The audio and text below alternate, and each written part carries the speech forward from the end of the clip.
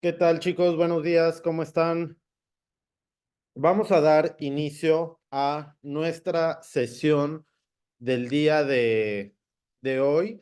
Em, la verdad es que estamos muy contentos porque pues ya es la última sesión de este programa de emprendimiento que nuevamente, siempre cada vez que iniciamos, me gusta agradecer a la Secretaría de Bienestar, quien a través de su programa Impulso nos hace el favor de permitirnos llegar a todos ustedes patrocinando estos programas sociales para poder dar este conocimiento de emprendedurismo hacia todos ustedes y que ustedes puedan generar y desarrollar sus propios negocios. Me permito presentarles a la contadora Ani Enríquez, que el día de hoy le agradezco muchísimo que esté aquí con nosotros para compartirnos un poquito de lo mucho que ella sabe, chicos. La verdad es que ella ha hecho un esfuerzo muy grande porque el día de ayer estaba viajando, estaba en Austria, en el otro lado del planeta,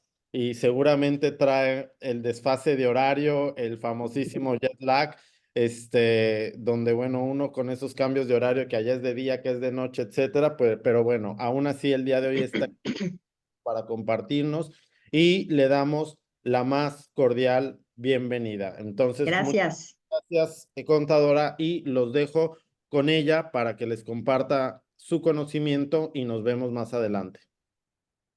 Muchas gracias, Emir. Bueno, pues chicos, muy a gusto de estar aquí con ustedes para compartir, eh, ya que, como dice Emir, ando un poquito desvelada, ¿verdad? Por, por el viaje que he tenido. Es muy, pues un poquito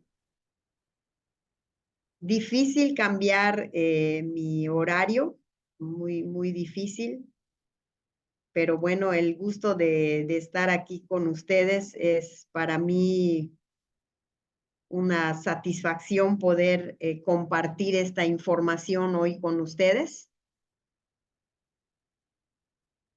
Quisiera ver, a ver si ya se logra ver la pantalla.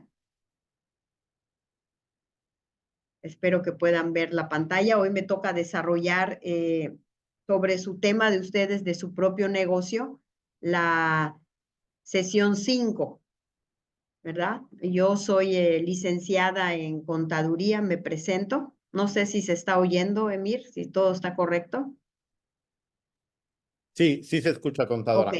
ok.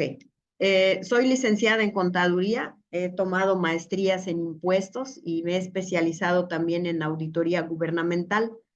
Dentro de mi experiencia, pues he trabajado en empresas privadas, en el área gubernamental, como mi despacho independiente y bueno, también profesora de algunos talleres y cursos a universidades, prepas y varios ámbitos de la educación, ¿no? Por eso para mí pues es un placer estar hoy aquí con ustedes.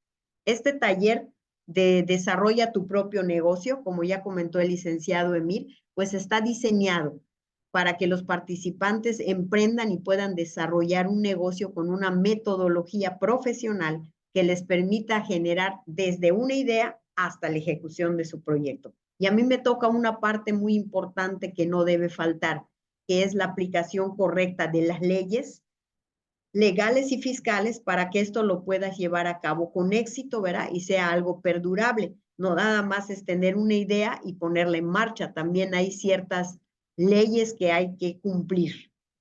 Y yo quisiera empezar comentándoles eh, qué es constituir una empresa. Realmente el concepto constituir no es muy común de usarlo, ¿verdad? No lo hablamos de voy a constituir una empresa, sino simplemente dices voy a abrir un negocio. La palabra legal que se usa en las leyes es constituir. ¿Y qué significa?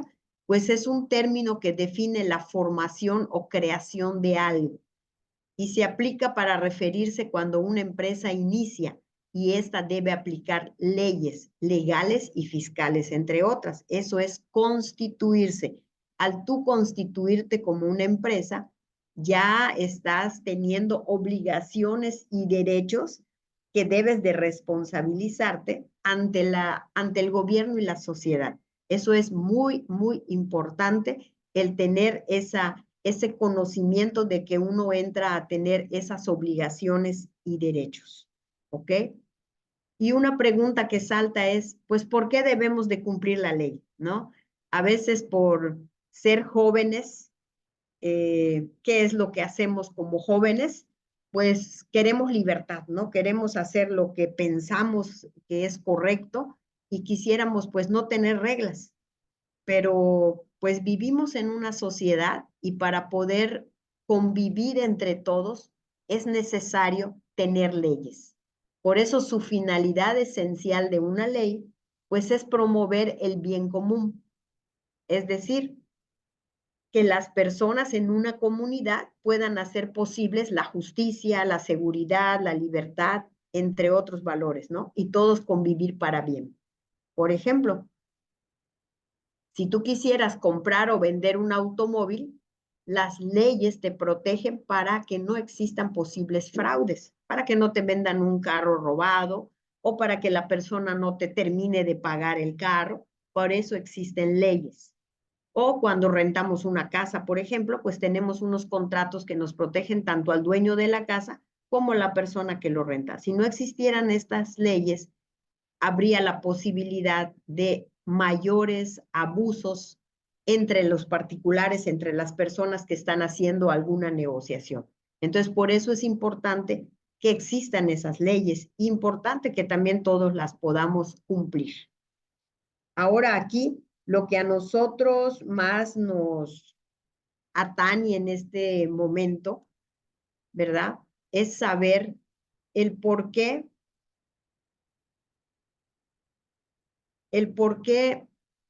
estas leyes, cuando yo emprendo, son importantes y cuál ley es la que voy a usar, porque existen un montón de leyes. Cuando hablo de un montón, estoy hablando de más de 300, 400 leyes que existen.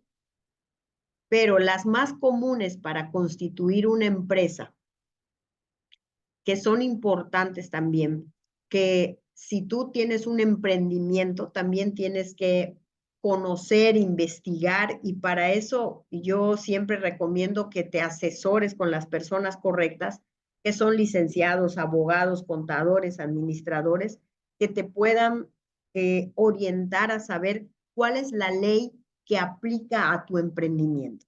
Sin embargo, hay dos leyes generales que aplican para todos. No importando a qué te dediques, estas son dos leyes generales que aplican para todos. Una se llama la Ley General de Sociedades Mercantiles, en donde establece las bases legales para la constitución, operación y cambios que pueda tener dicha sociedad. Ahí están todos los requisitos, el cómo formarla, el cómo, cuántos van a participar, cómo se constituyen para tomar decisiones. Ahí en esa ley está toda esa información.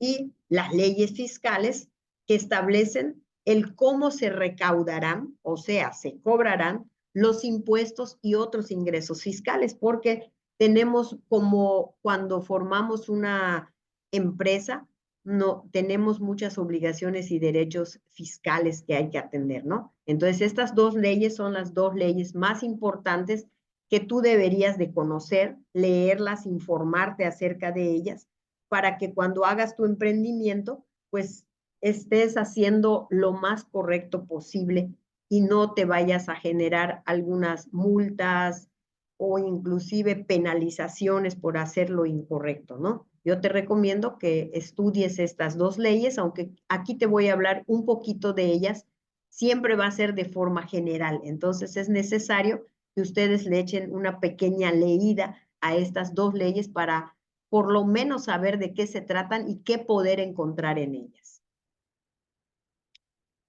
Aquí vamos a poder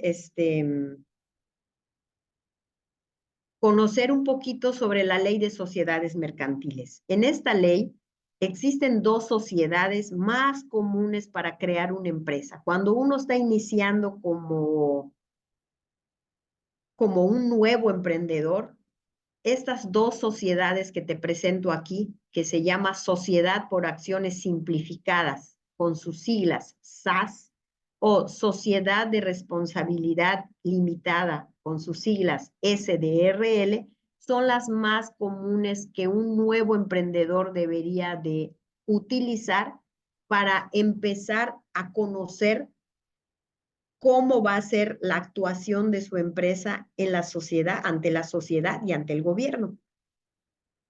Estas dos sociedades yo te quiero hablar de ellas un poquito para que tengas algo más de conocimiento de ellas.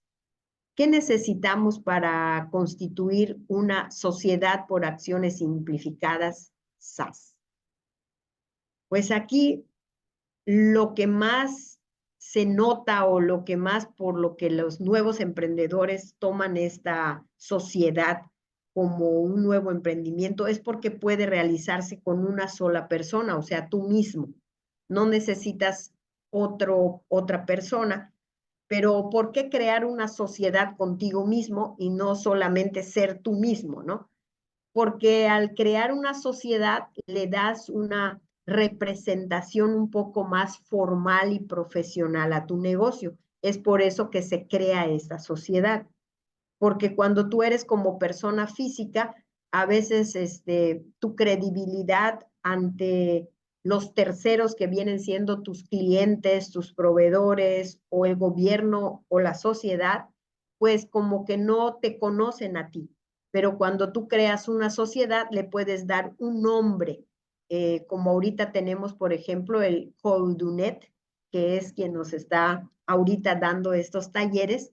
Ellos crearon una sociedad para tener ese nombre que los represente y no sean ellos mismos. Es por eso que se usan estas sociedades.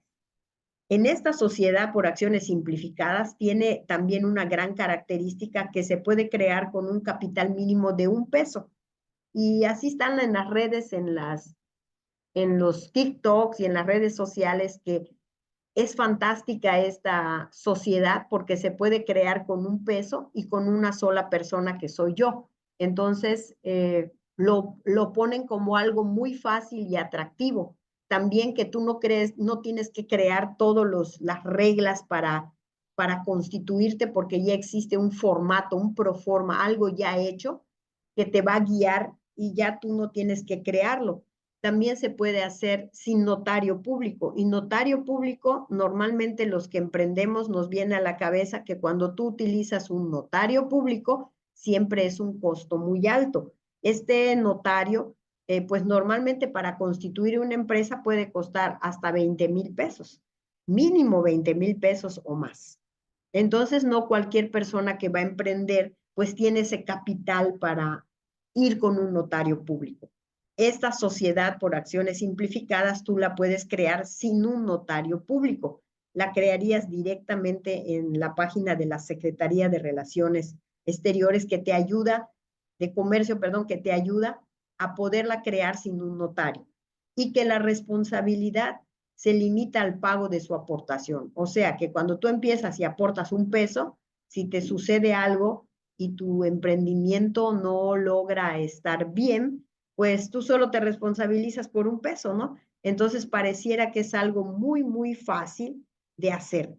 Yo quiero comentarte que aunque es una facilidad, no es algo tan sencillo de hacer como comentan en las redes sociales. Por eso me gustaría que oigas este video en donde esta chica dice que es algo fácil y muy sencillo. Y después te voy a mostrar otro video donde comentan que no es tan fácil. Ella lo dice porque realmente así se muestra esa sociedad, pero yo quiero que ustedes tengan un poquito de ayuda Muchas personas están equivocadas en pensar que hacer tu empresa cuesta alrededor de 11,000 a 20,000 pesos por el acta constitutiva, pero yo les voy a decir cómo hacerlo gratis. Les presento a la sociedad por acciones simplificadas. Te va a simplificar la vida y puedes constituir tu empresa en 24 horas. Aquí las características: puedes empezar la empresa con $1. Los ingresos anuales de tu empresa no pueden superar 5 millones de pesos. Entonces, si tú vas a hacer una pyme, o sea, una pequeña o mediana empresa, pues a lo mejor ahorita no estás haciendo 5 millones de pesos. Entonces, ¿para qué pagas una acta constitutiva de 11,000 pesos cuando con esta sociedad puede ser gratis para ti? Además, Santander facilita que los emprendedores que abran una empresa con esta sociedad puedan tener su cuenta bancaria, y bueno, pues esto es un plus. Lo único que necesitas es una firma electrónica, y para eso, si no la tienes, nada más vas al SAT con tu INE. Y bueno, ingresos anuales, como les decía, no mayores a 5 millones de pesos. Aquí les voy a presentar otro videíto, ¿verdad? Este que dice la chica, ella dice, es muy fácil, es gratis, no pasa nada, lo puedes hacer. Sin embargo, yo siempre les voy a recomendar que se asesoren antes de hacer cualquier o tomar cualquier decisión. Esta personita que ahorita les voy a pasar el video, es un poquito más consciente del comentario de cómo realmente se constituye una SAS, para que tengas tú eso en cuenta. Por eso es muy importante que cuando veas redes sociales cheques de lo mismo que estás buscando, por ejemplo, en este caso la SAS, busques varias opciones para que tú veas que no todo es lo que dicen. Hay más información y no te bases solo en las redes sociales. Por favor, esto es algo que yo les ¿Te quiero gustaría dar. constituir una sociedad mercantil sin necesidad de ir a un notario, que sea de manera gratuita y lo mejor de todo sin salir de tu casa? Pues déjame decirte que eso pues sí se puede, y es lo que comentan acá, una empresa SAS. Esto significa Sociedades por Acciones Simplificadas. Pero ¿cómo se registra una de estas? Bueno, aunque el trámite realmente es gratuito, la verdad es que el registro no es tan sencillo. Incluso hay contadores y abogados que cobran por hacer este registro. Yo te voy a dar de manera general lo que necesitas para tú poder formar una SAS. Lo primero que tienes que tener es la autorización de uso de denominación o razón social. Básicamente es el nombre de la empresa, ¿ok? Sin embargo, este trámite se hace ante la Secretaría de Economía, ¿ok? Y ellos tienen que aprobar tu nombre. Este trámite se necesita sí o sí que tengas tu fiel, ¿ok? Ya que se hace mediante la página de la Secretaría de Economía, pero todos los trámites recuerda que se sellan con tu e-firma. La puedes constituir con un único socio, o sea, contigo es más que suficiente, pero también puedes tener socios o accionistas. Todos los accionistas necesitan tener su fiel, y esta está topada a los ingresos anuales por un monto de 6,783,425 pesos. Todo es en línea, incluso tú descargas tu acta constitutiva en línea, incluso te dan tu fiel o tu e-firma de la empresa en línea. Lo puedes dar de alta en el Seguro Social, igual es en... ¿Te gustaría conseguir? Como ven, chicos, esto es simplemente para que ustedes vean que la información que se plasma en las redes solamente es una pequeña embarradita de lo que pudiera ser lo que están ustedes buscando. Yo siempre les voy a decir que se asesoren, que profundicen, que vayan a las leyes, que chequen en las páginas del SAT o donde corresponda, en la Secretaría de Economía. No se queden solo con lo que dice el TikTok o el YouTube o lo que puedan ustedes encontrar, ¿ok? Siempre para constituir algo que tenga que ver con leyes, siempre es necesario asesorarse. La segunda que más se utiliza cuando uno es emprendedor nuevo y quiere formarlo con varias personas, que tiene algunos amigos que tienen la misma idea que tú y se quieren juntar para crear juntos una empresa, se llama sociedad de responsabilidad limitada. Esta se puede crear con 2 o más personas físicas o morales. Ahí hay una palabrita que dice morales. Morales significa cuando 2 personas físicas se juntan y crean una empresa. Esa empresa en la ley le llaman persona moral. ¿Ok? Tiene un nombre, un concepto técnico en la ley que se llama persona moral. Tiene un capital mínimo, ahí sí, de 50,000 pesos, o sea que si somos entre varios, 10 personas, pudiéramos aportar 5,000 pesos cada quien, podemos ser 20 personas, aportamos 2,500, o 2 personas y cada una 25,000 pesos, eso va a suceder de acuerdo a la situación financiera que ustedes tengan y cuántos sean los que quieran integrar esta sociedad. Los estatutos se crean y se tienen que hacer según el objeto, o sea, a qué se va a dedicar la sociedad. Por lo tanto, aquí sí se requiere forzosamente de un fedatario público, un notario público, y es por eso que tiene un costo de a partir de 11,000 a 20,000 hasta 30,000 pesos, porque dependiendo de a qué se va a dedicar tu empresa, pues los estatutos o cómo se va a conformar esa sociedad, pues requiere muchas reglas, muchos parámetros que hay que incluir en un documento que se llama acta constitutiva, que es donde se va a crear esa sociedad. Entonces es por eso que cuesta, porque requiere de un asesoramiento de un abogado, de un notario, de un contador para poderla crear. Y aquí su responsabilidad también se limita al capital, solo que este capital es de 50,000 y a partir de que va teniendo ganancias esa sociedad, pues el capital va a ir incrementando. Entonces, por eso los otros del TikTok dicen, oye, las haces mejor porque ahí puedo empezar con 1 peso. Y en esta empezaríamos con 50,000, ¿verdad? Pero ambas para poderse crear, ustedes sí requieren de una asesoría para poderla hacer con los menos errores posibles, que a ustedes al final les puede implicar una multa o una penalidad por haberlo hecho mal. Entonces, a pesar de que tenemos dos formas de sociedades para poder emprender de nuevo, pues hay que tener asesoría y hay que tener información. Aquí yo les quiero mostrar una persona que habla muy rapidito de forma general cómo se puede crear una sociedad de RL, de responsabilidad limitada. Hoy analizaremos a las sociedades de responsabilidad limitada, o como se les conoce por sus siglas, SDRL. Pero antes de comenzar con los detalles, asegúrate de suscribirte para no perderte nada de nuestro contenido legal. Comencemos. Imagina una forma única de unir fuerzas, donde los emprendedores colaboran sin arriesgar más de lo que han aportado. Esto es una sociedad de responsabilidad limitada. En este tipo de sociedades, los socios solo son responsables hasta el monto de sus inversiones. Pero, ¿cómo funciona todo esto? Fácil. La sociedad de responsabilidad limitada se constituye entre socios que aportan fondos y que las partes sociales puedan ser negociadas como títulos. Las aportaciones determinan el nivel de su responsabilidad. Momento creativo. Cada SDRL tiene una denominación o razón social que refleja su identidad.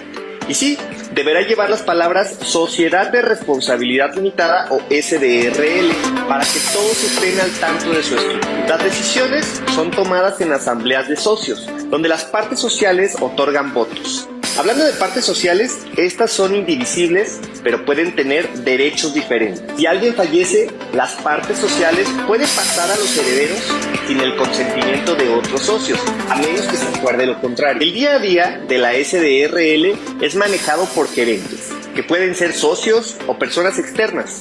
Toman decisiones y gestionan los aspectos operativos. Las asambleas son el corazón de la sociedad de responsabilidad limitada. Aquí los socios toman decisiones claves como aprobar balances, decidir sobre dividendos, entre otras cosas. Hablando de dividendos, estos se reparten entre los socios después de aprobar los balances y calcular las utilidades. No olvides que la SDRL mantiene un registro de socios. Esto es esencial para llevar un seguimiento y asegurar la transparencia. Y ahí lo tienes, la sociedad de responsabilidad limitada, donde la colaboración y la responsabilidad se unen de manera armoniosa.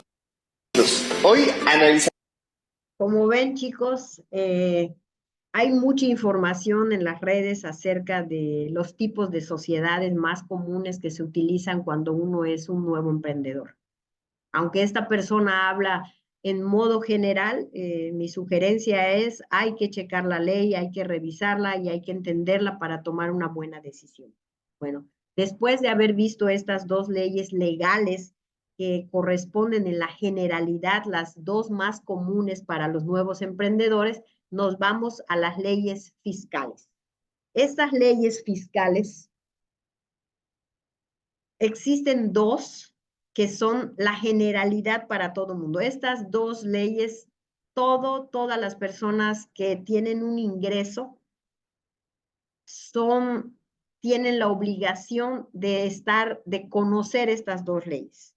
Aunque existen muchas más, estas son las dos principales y son las que tendríamos que checar y conocer de primera mano.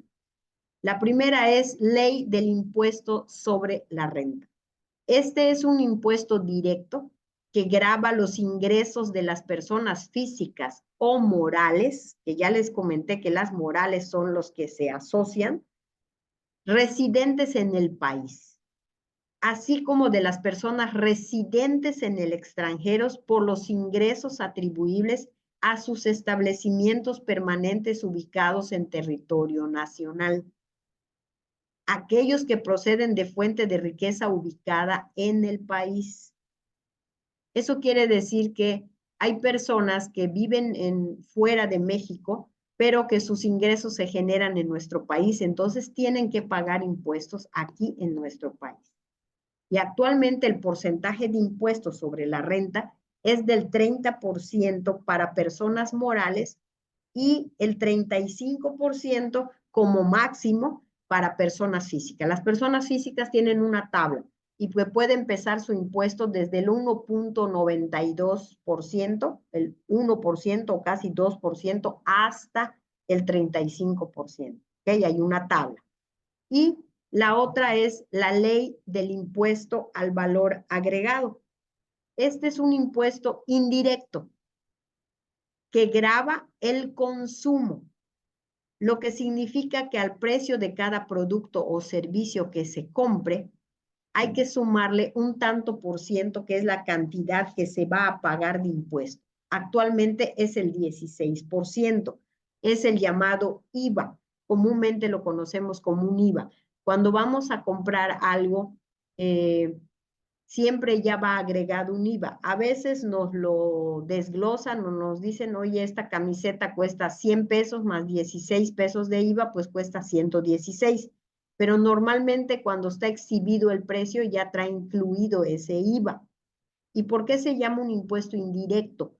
Porque cuando yo compro, se lo pago a la persona que se lo compro, no lo pago directamente al SAT, a Hacienda, al gobierno. En cambio, la ley del impuesto sobre la renta, cuando yo calculo ese impuesto que tengo que pagar, directamente se lo pago al gobierno.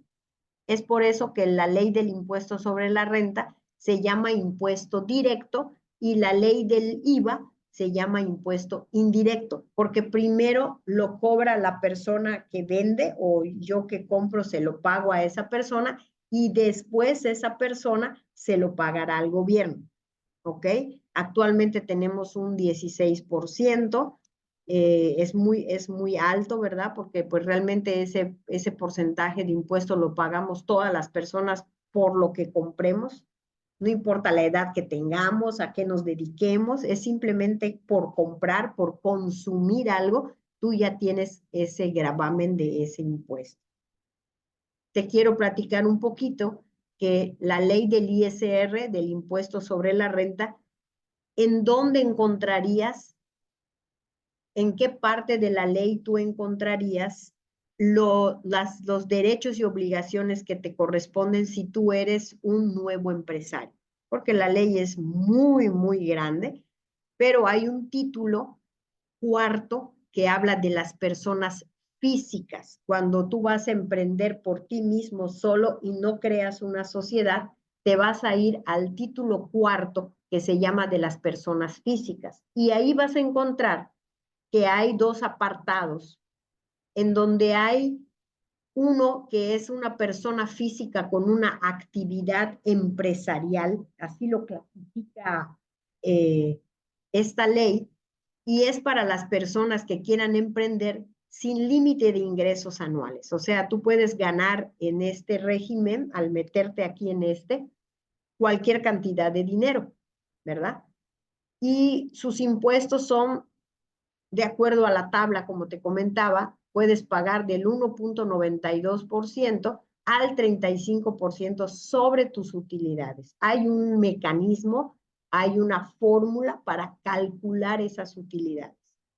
Estos envían una contabilidad electrónica al SAT, o sea, que tienen obligaciones fuertes, entre otras, tienen muchas obligaciones, hay que presentar muchas declaraciones informativas al SAT.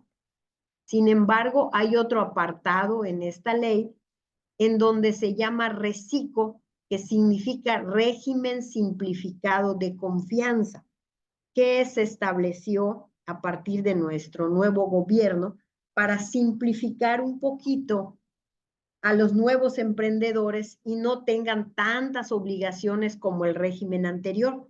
Solo que aquí sí tiene un límite de ingresos. Solo puedes facturar anualmente 3.5 millones de ingresos, o sea, 3.500.000 pesos, ¿ok? Y sus ingresos y sus impuestos se pagan sobre sus ingresos, no sobre utilidades como el régimen anterior. Y aquí puedes pagar desde el 1% al 2.5%. Puedes emitir facturas, pero no envías contabilidades electrónicas ni tampoco tienes otras obligaciones como el régimen de persona física, actividad empresarial. Por lo que mi recomendación sería que si tú eres un nuevo emprendedor, apliques este régimen fiscal llamado RECICO y te asesores bien en qué actividad o cómo lo vas a dar de alta para que te funcione en tu nuevo emprendimiento. Obviamente, revisando esta ley del impuesto sobre la renta, revisando la ley de sociedades mercantiles y asesórate lo más posible con un administrador, un contador, un abogado, un notario, todo lo que tú puedas obtener de información antes de tomar una decisión. ¿Ok? Régimen de RECICO es el que hay que utilizar si tú eres persona física y quieres emprender por primera vez. Y la otra ley o la otro apartado en esta ley, que es para las personas morales, aquel que constituyó una sociedad, que se juntaron 2 o 3 o 4 personas y crearon una sociedad. En el título 2 existe también su apartado donde está la general de las personas morales, que son sin límite de ingresos, y la del RECICO también, con la misma aplicación de la persona física, en donde también obviamente le permiten a esta sociedad que al no facturar más de 35 millones, aquí sí se eleva el monto 35 millones, tú puedas tener facilidades administrativas. Hay un RECICO para personas morales y hay un RECICO para personas físicas. Esto atendiendo de que hay que siempre informarse con la ley para tomar la mejor decisión posible. Sobre la ley del IVA, quiero comentarles que el RECICO en especial, ¿por qué? Porque los otros regímenes tienen una complejidad para poder deducir tu IVA. Me voy al de RECICO, tanto de persona física como persona moral, pueden deducir su IVA que pagan. Por como ya había yo comentado, al ser el IVA un impuesto indirecto, tú pagas IVA por comprar, pero vas también a cobrar un IVA por haber vendido, que es el que te pongo aquí abajito como su cálculo, ¿no? Hay un IVA que yo cobro cuando yo vendo al emitir una factura a alguien, pero también hay un IVA que pago cuando le facturo a mis proveedores, o sea, cuando me facturan a mí mis proveedores o los gastos que yo hago. Entonces, yo tengo que restar del IVA que cobré, debo de restar el IVA que pagué y ese IVA es la diferencia, lo que me dé esa resta, es lo que yo le voy a pagar al SAT. Por eso se llama un impuesto indirecto. Obviamente, tiene ciertas reglas, los gastos que tú hagas o lo que tú vayas a pagar, tiene ciertas reglas que debes de cumplir para poder deducir ese IVA. Por eso hay que estudiar la ley un poquito, asesorarse, aunque se ve muy fácil el cálculo, pues también tiene cierta pequeña complejidad que con estudiar la ley un poquito la podemos entender. ¿Ok? Estos dos impuestos son los más importantes que nos deben de quedar en la mente que yo tendría que pagar si emprendo un negocio. Ley del impuesto sobre la renta y que es la ley del IVA. ¿Ok? Aquí te quiero mostrar un pequeño video también en las redes. ¿Qué es el RESICO? ¿Qué es el régimen simplificado de confianza? ¿Ok? Que porque muchas personas al inicio de este régimen no entendían si era bueno o era malo poderlo aplicar. Aunque aquí en el TikTok nos comentan qué es el régimen simplificado, recuerden que tenemos que ir a la ley del impuesto sobre la renta, título 4 de las personas físicas en su apartado de RESICO para entenderlo con mayor precisión. Aquí les dejo este videito para nada más tener algo general.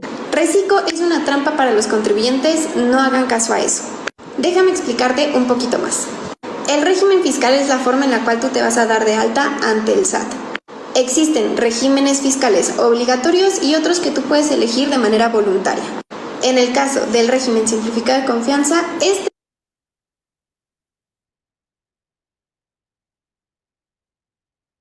es voluntario. Tú puedes decidir si es la mejor opción que a ti te conviene para tu negocio. Realmente RESICO es un muy buen régimen, yo lo recomiendo mucho, pero no es para todos. RESICO está enfocado a emprendedores, contribuyentes o personas que reciben menos de 3.5 millones al año. Como su nombre lo dice, régimen simplificado de confianza, este régimen es muy simple, es muy facilito. Y es de confianza porque tiene muy poquitas reglas, pero son bastante estrictas y hay que seguirlas. No se puede hablar ni bien ni mal de ningún régimen. Cada uno está diseñado para cada situación en particular.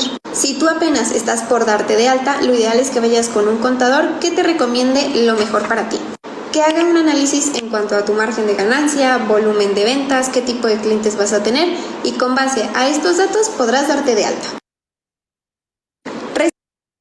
Como ven, chicos, todo mira a que cualquier situación que ustedes vayan a tener, ya sea emprender por sí mismos o emprender a través de una sociedad con varias personas entre ustedes, pues lo más recomendable siempre va a ser asesórate antes de tomar una decisión, porque aunque las leyes parecieran fáciles, aunque las redes sociales digan todo esto es rápido, uno tiene que tener el conocimiento porque el no conocer la ley o ignorar una ley no te exime de las sanciones que éstas te puedan aplicar. ¿Ok? Por eso es muy importante, si hay que tener un emprendimiento, pues tener el mayor conocimiento posible.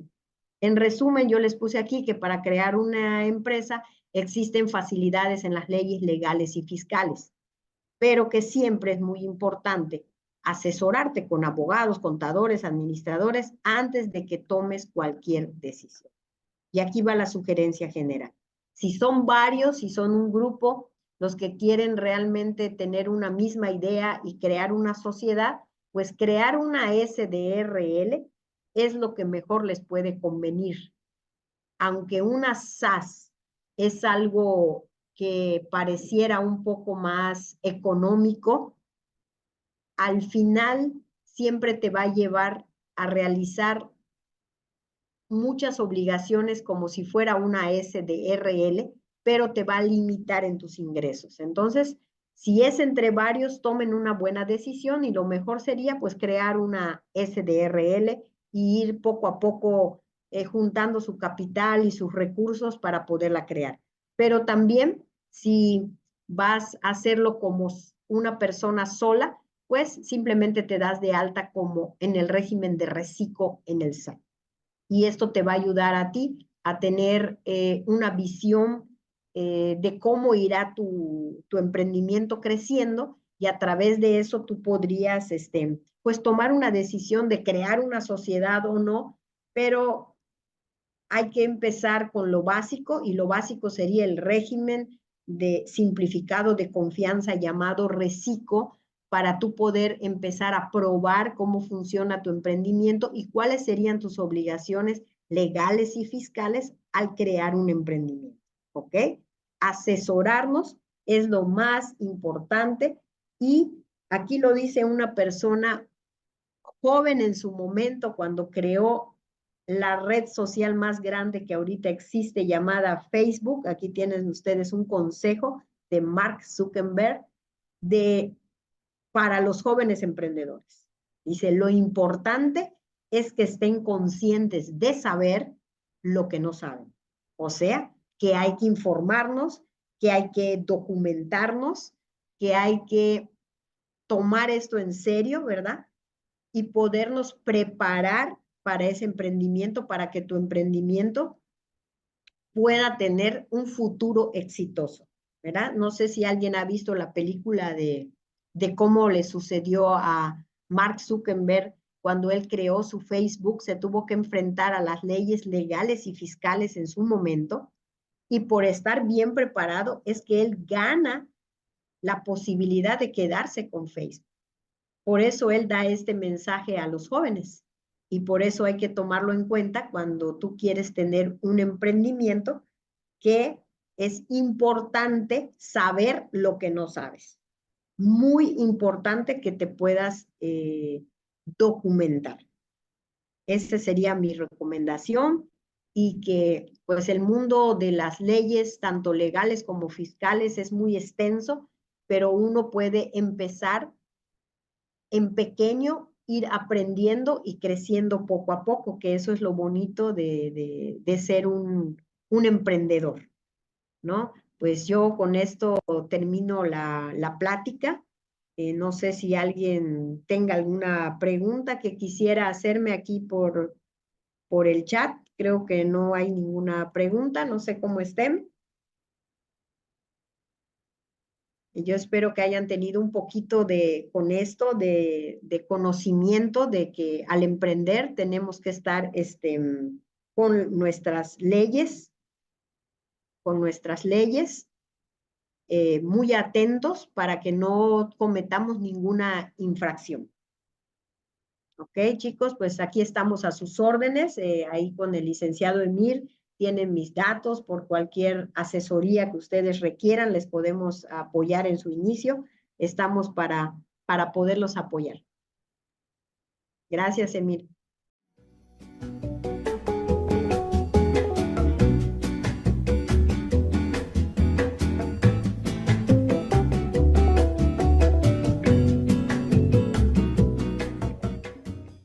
Permítanme presentarles, chicos, a la licenciada Adriana Fernández Amaro, quien ella está desde la ciudad de Puerto Vallarta, en Jalisco, y bueno, desde allá nos hace favor de conectarse para que ustedes tengan esta información. Ella es experta en estos temas del registro de marca y del INPI. Entonces, Adriana, te damos la más cordial bienvenida. Muchas gracias por tu tiempo. Y bueno, pues cualquier cosa que necesites, por aquí voy a estar apoyándote. ¿Sale? Gracias. No, a ti.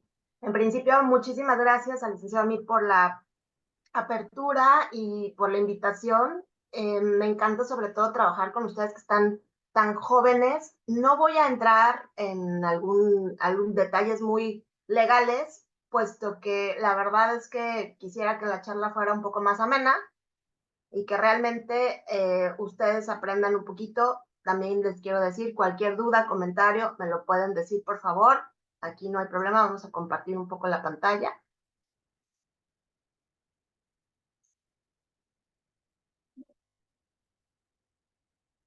Espero que ya se vea.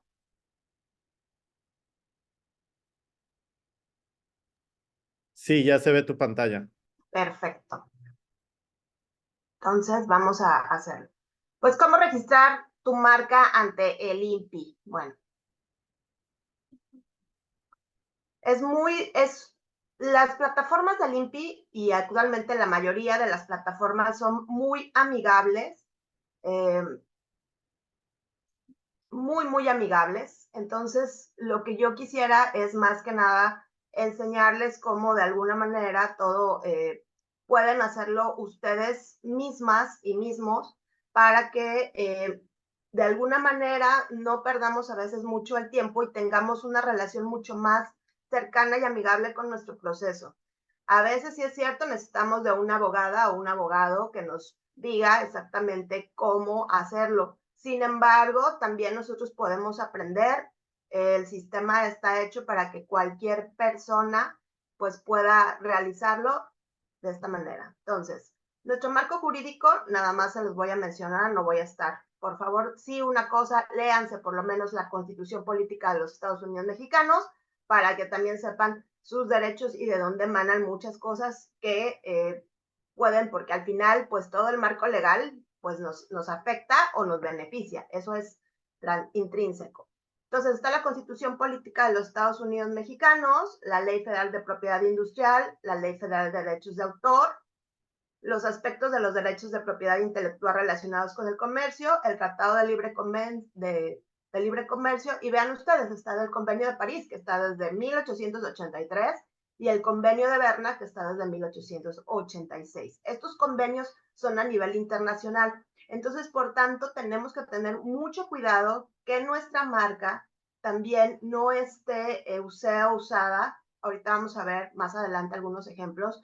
No sea usada porque a veces nosotros pensamos que nuestro nombre o nuestra marca es realmente como que lo único, que estamos siendo innovadores, y resulta que a lo mejor en otro lado, pues también alguna persona se le... ¿Qué hace el Instituto Mexicano de la Propiedad Industrial? Es el INPI y es el instituto que es un organismo público descentralizado con personal jurídica y patrimonio propio y con la autoridad legal para administrar el sistema de propiedad industrial de nuestro país. Este fue creado por un decreto presidencial que se dio el 10 de diciembre del 1993, o sea, ya no es un organismo muy nuevo, es desde 1993, y pues la propiedad industrial regula todo esto, es una creación del intelecto y es propiedad de su creador. Entonces, por eso es muy importante, porque a veces tenemos ideas muy innovadoras que de veras rompen, ¿no? Y resulta ser que a lo mejor, si yo no me pongo listo o me pongo lista, alguien más ve mi idea y la puede ir a decir al Instituto Mexicano de la Propiedad Industrial, al INPI, que es de su creación y su intelecto. ¿Y cuántas veces no ha pasado? Y ya lo vemos, por ejemplo, no sé, pues ustedes que están más jóvenes, con algunas canciones, ¿no? Que en este caso, pues no es empresarial, pero es para que lo puedan visualizar, pues algunas canciones, ¿no? Que ya tienen alguna cierta tonada, entonces todos estos se regulan por los derechos de autor. ¿Qué es una marca?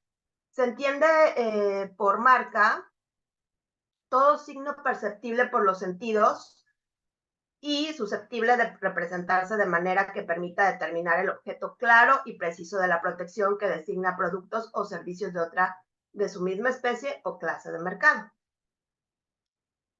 La importancia de las marcas. El nombre y la imagen de una marca resulta ser la parte más importante de una empresa, ya que dichos elementos serán los que están a la mano del consumidor.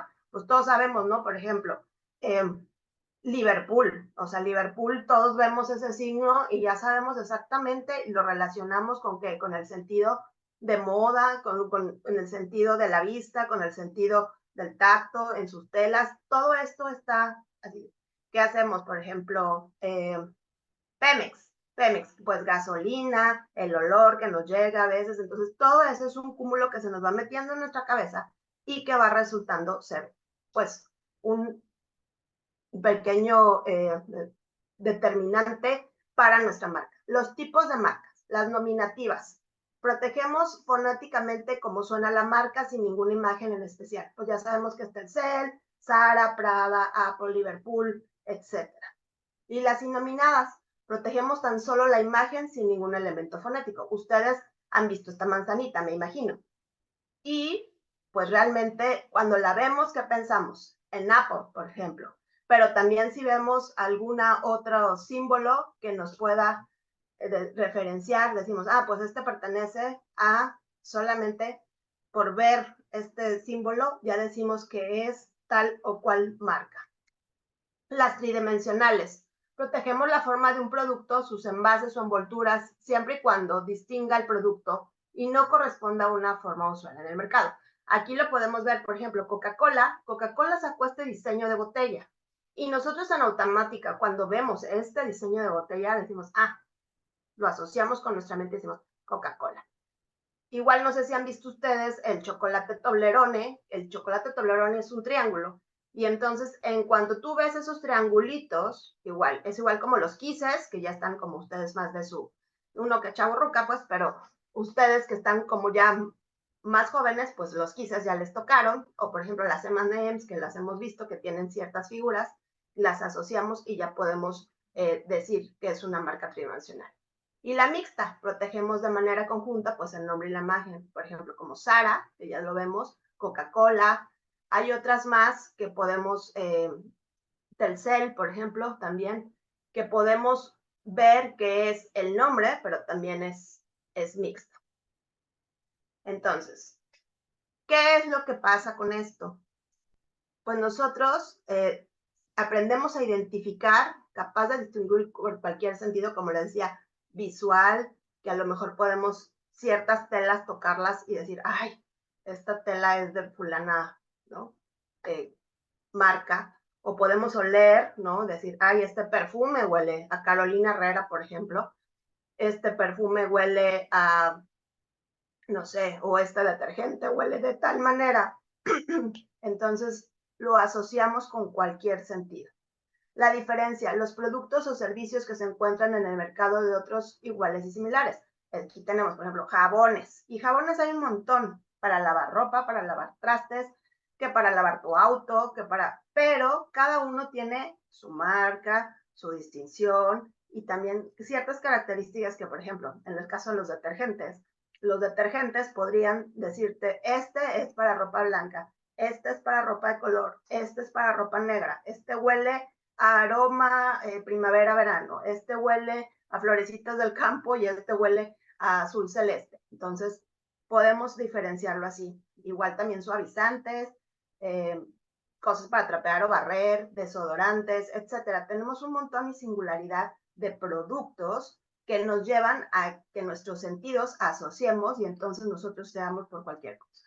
Original, hace notable un producto o un servicio frente a otro de su misma especie. Por ejemplo, siempre hemos diferenciado Coca-Cola de Pepsi-Cola o de Red Cola ahora, ¿no?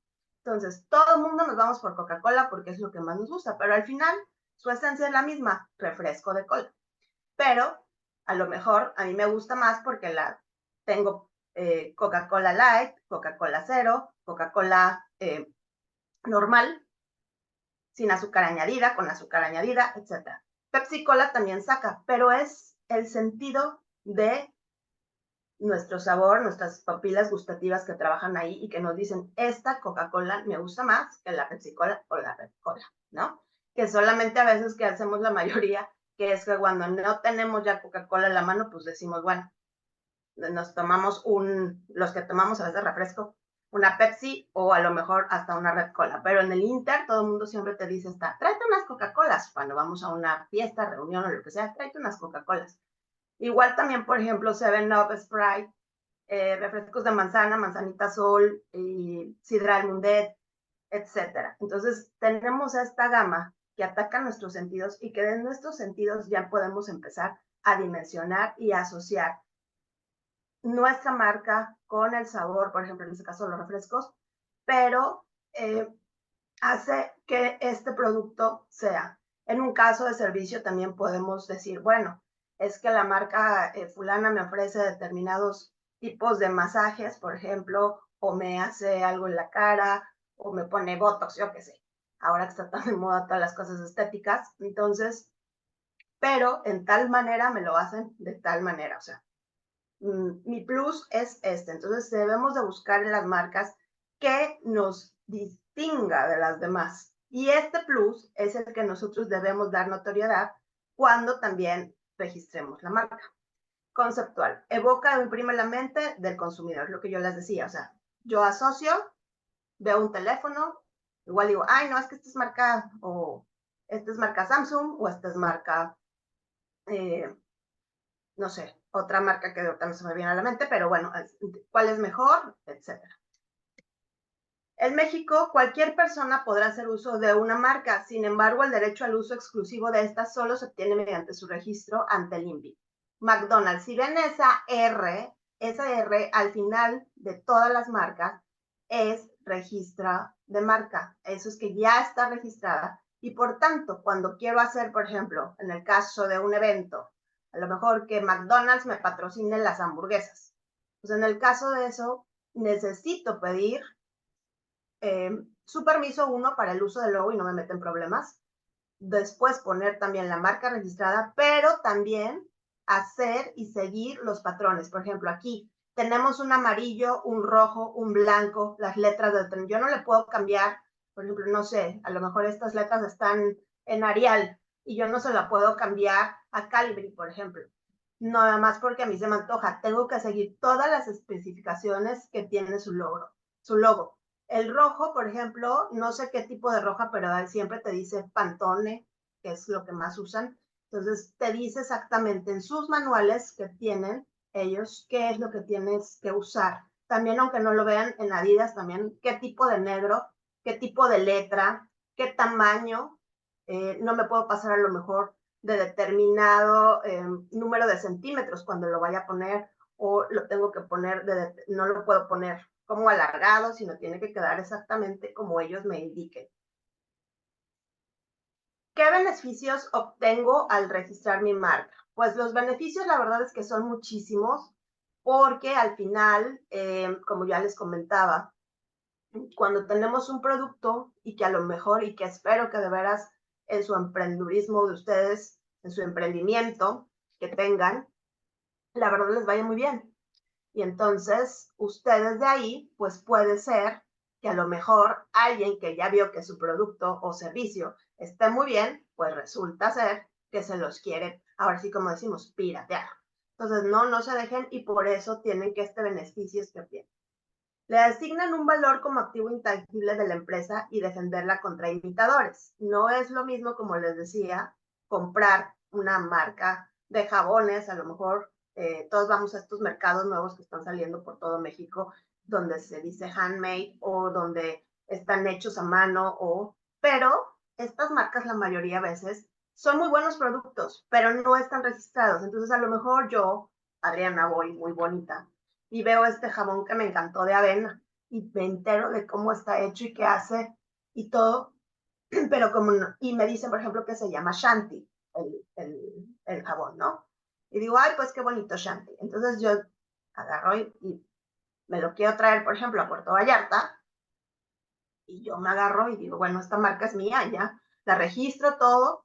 ¿Y qué pasa con la que realmente era la creadora o el creador de esto? Pues obviamente pierde su marca, pierde su fórmula a lo mejor, y pues ya tengo la temática de que me quedo con todo aquello que ya se sembró, que ya se trabajó y que no es de alguna manera justo que se pierda. Entonces, este valor es muy probable. Espero, como les dije, que sea su producto o servicio muy, pero muy exitoso. Y entonces también le dan, no es lo mismo comprar una marca que ya está registrada y que tiene un éxito a una marca que va empezando y todo. No sé si han visto Shark Tank en la televisión, pero si no, búsquenlo ahí y vean exactamente cómo pueden negociar hasta con una empresa más grande. Les cuento la historia, por ejemplo, no sé si por allá haya, pero aquí, por todo lo que es Jalisco y Nayarit, tenemos una salsa que se llama la salsa huichol. Y es un señor que grandes lo despidió en su trabajo, se quedó sin trabajo, pero él hacía una salsa que a todo el mundo le encantaba. Entonces alguien le dijo, por favor, venga, pues empieza a vender sus salsas. Y él empezó a vender su salsa, registró la marca y resulta que ahora que se volvió un imperio. Entonces ya vino alguien que fue, no me acuerdo si fue la Clemente Jax o alguien no me acuerdo quién fue, de estas empresas muy grandes, y vino y le hizo un ofrecimiento al señor y le compró toda su marca. Más aparte, pues él tenía dividendos porque al final, pues la fórmula seguía siendo propiedad de él. El señor hace unos años falleció, pero este es un caso de éxito de como algo. Igual las papas Sabritas empezaron con un puestito súper chiquito en una esquina y empezaron hasta lo que ahora es el imperio de papas Sabritas. Entonces, imagínense lo que pueden tener con este activo tangible que tengan ustedes con su marca. Conseguir su reconocimiento legal en todo el territorio nacional, y también les pido también que lo chequen a nivel internacional, porque también ya ha pasado que vienen luego y dicen, ahorita lo vamos a ver, de productos, de marcas más grandes que se han metido en problemas o no pueden usar cierto nombre o cierto producto en algunas partes del mundo. Poder añadir el símbolo de marca registrada o la sigla MR para distinguirla y elevar su reputación en el mercado. Tener la posibilidad de vender licencias de uso franquiciaria, adquirir el derecho de cobrar regalías sobre su utilización y controlar o restringir quién pueda usarla. El principio de temporalidad. El registro de marca tiene una vigencia de 10 años contados a partir de la fecha que ustedes hacen su solicitud y se puede renovar por periodos de la misma duración. Yo les aconsejo que obviamente ahorita hagan su registro de marca y 6 meses antes de que se acabe, por favor lo hagan. Es más, 6, 8 meses antes, porque si a lo mejor su producto en estos 10 años fue muy exitoso y yo me doy cuenta, digo, ahí estoy esperando, hay muchos que están haciendo esto, que dicen, a ver, ¿qué marcas se van a liberar? Ah, estas, entonces yo meto solicitud. Obviamente le dan prioridad, pero le dan este lugar a quien ya tuvo la marca antes. Pero posiblemente podría ser que alguien les gane su marca y se apropie de la marca. Entonces le tendrían que hacer un convenio ahí y pagarle pues regalías por el uso del nombre. ¿Qué marcas son registrables? Todas las que no contravengan a la ley de propiedad industrial y en específico las que están en el artículo 90 de este ordenamiento, ¿no? Y todo que sea suficientemente distintivo. Aquí vamos a ver esto. ¿Qué marcas no son registrables? Por ejemplo, no se otorgará esta patente, registro de autorización, ni se dará publicidad en la Gaceta de ninguna figura o institución jurídica que regule esta ley. Miren, aquí tenemos a alguien que hizo una solicitud para poder hacer este registro de marca. Pues no era distintiva, descriptivo, no tenía símbolos oficiales, pues, pero no induce al error por estar íntimamente vinculadas a una persona o empresa y por afectarse derechos sobre marcas previamente reconocidas. Esto es importante. Pero esta marca en general quería hacer esta de Cabrón Jeans, ¿no? Y la marca Cabrón, y pues el dictamen del INPI fue que tenía un impedimento legal, porque finalmente es ofensivo, ¿no?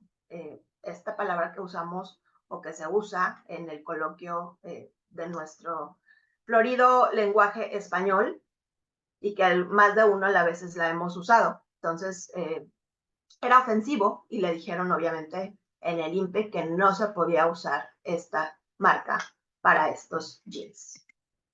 Aquí, ¿qué marcas no son registrables? Fíjense, lo que les comentaba de que lo veamos a nivel internacional.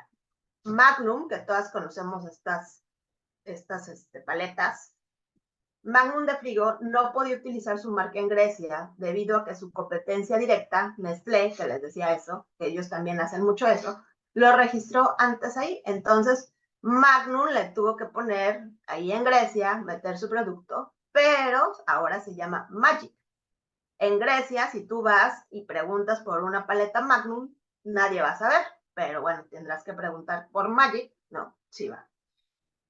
Y lo similar también fue que en Australia, Burger King, que es una marca que todos conocemos, ¿no? Ya habían registrado ese nombre y pues ahora allá en Australia se llama Hungry Jacks.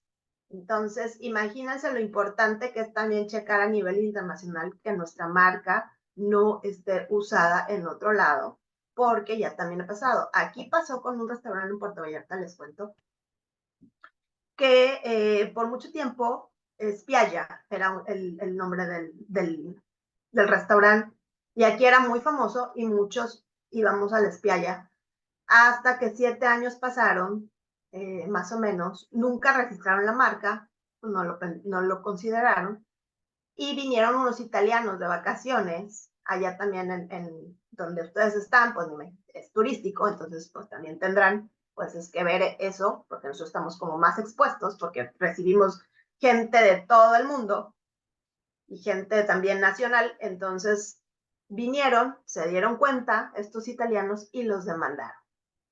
Tuvieron que cerrar sus restaurantes porque obviamente el proceso, además, la demanda fue por daños, por no sé qué, por quién sabe qué tanto, y tuvieron que pagar muchísimo dinero, entonces lo que tuvieron que hacer es vender todo su mobiliario, vender todas sus ideas y desaparecer finalmente, porque obviamente vino alguien que le dijo, yo tengo el nombre de Spiaggia y entonces has usado 7 años la marca y entonces me debes tanto. Entonces, imagínense lo importante que es. Para registrar su marca, les decía que tenemos todas estas tramitaciones súper. Ustedes métanse, ustedes ya tienen, además, son chavos que la realidad es que ustedes ya nacieron, son nativos tecnológicos, entonces finalmente es mucho más amigable para ustedes tratar con estas herramientas que a lo mejor nosotros los que tuvimos que aprender. Pero bueno, la marca en línea es una herramienta ágil, segura y eficiente que además ustedes pueden ver cómo va su proceso, entonces se pueden meter diario a checarlo o cada 2 días o cómo van. Los beneficios se realizan desde cualquier lugar, o sea, yo lo puedo hacer a lo mejor, quiero registrar una marca que esté en Cancún operando a lo mejor y lo puedo hacer desde aquí, desde Puerto Vallarta. Me ahorro tiempo, dinero y traslados. Y también nos evitamos a veces que la gente que está ahí realmente atendiendo nos ponga caritas o nos diga, venga mañana o pásele usted. Ya ve que somos bien burocráticos aquí en todo nuestro territorio nacional. Y hay gente que también a veces hace, pero en la mayoría de los casos siempre tenemos y nos evitamos también estar con esto, porque aparte la plataforma nos va diciendo qué es lo que nos falta, qué es lo que tenemos que subsanar o adherir o que nos falta. Está aquí, que es la página, que es www.gov.mx/INPI. Y aquí también ya está el otro, que es donde programas y servicios, donde ustedes también pueden ver todo. Entonces, y la tramitación, pues es mucho más rápida. Pasos para registrar su marca en línea. Obtener su fiel como persona física. Ustedes son menores de edad, la mayoría, los que ya son mayores, también, todos lo pueden hacer. En el caso de que seas menor de edad, necesitas ir, y esto es un tip, manden a sus papás o a su mamá, si no quieren ir y les da como la flojera, pero yo también les recomiendo que mejor vayan y vean el trámite, pero necesitan de su papá y su mamá para poder tramitar esta fiel. ¿Qué es la fiel? Es la firma electrónica que nos da el Servicio de Administración Tributaria, en donde ya nosotros vamos a tener que pagar impuestos.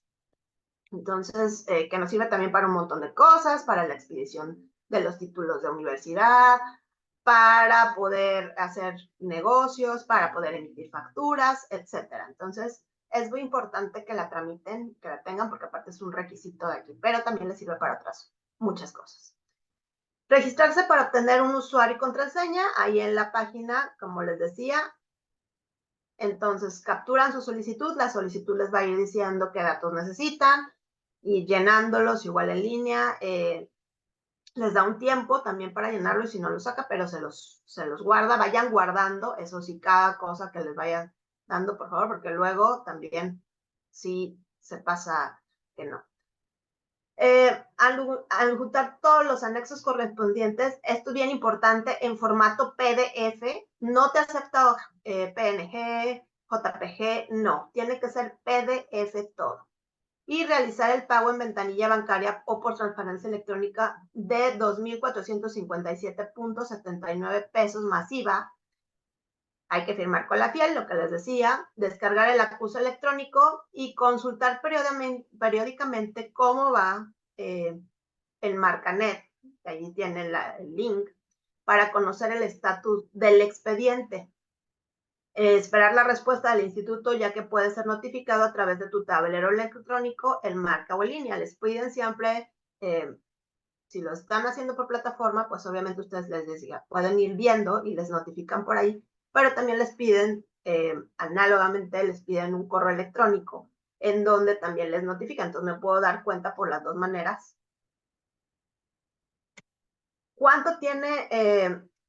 Aquí de manera presencial es casi siempre lo mismo, pero llenan la solicitud, adjuntan los anexos correspondientes, realizan el pago en ventanilla o transferencia electrónica, acuden a las oficinas autorizadas para recibir solicitudes y promociones, presentan la solicitud y sus anexos, guardan su acuse de recibo, igual también hay que consultarlo por Marcanet, esperar la respuesta del instituto, ya que puede ser notificado en tu domicilio que señales para oír recibir notificaciones, o bien a través de la Gaceta de la Propiedad Industrial, si así lo indicas en la solicitud.